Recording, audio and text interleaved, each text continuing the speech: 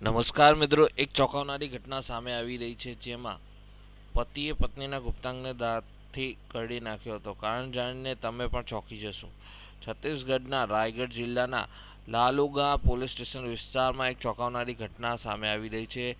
અહેવાલ અનુસાર દારૂના નશામાં એક પત્નીએ તેના પતિના ગુપ્તાંગ કાપી નાખ્યો હતો, જેના કારણે તેને ગંભીર હાલતમાં હોસ્પિટલમાં લઈ જવાયો હતો. અહેવાલ અનુસાર 33 વર્ષીય પીડિત, જે વ્યવસાયે કડિયાકામ કરે છે, તે તેની પત્ની અને 3 બાળકો સાથે રહે છે. શુક્રવારે બપોરે 1 વાગ્યાની આસપાસ ઘરેલું ઝઘડાને કારણે મહિલા અને તેની ભાભી વચ્ચે ઝઘડો થયો હતો.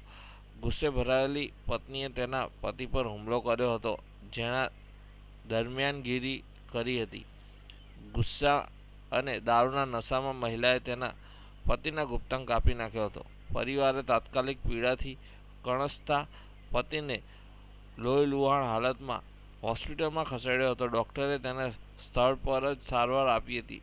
7 થી 8 ટાંકા લાગ્યા હતા. પીડિતાના પતિએ રવિવારે પોલીસ સ્ટેશન જઈને ફરિયાદ નોંધાવી હતી, જેના બાદ પોલીસે ફરિયાદ નોંધીને કાયદેસરની કાર્યવાહી હાથ ધરી હતી. મિત્રો, તમારું શું કહેવું છે આના વિશે કમેન્ટ કરીને જરૂરથી જણાવજો. આવા જ વિડીયો જોવા માટે અમારી ચેનલને સબસ્ક્રાઈબ કરી લેજો.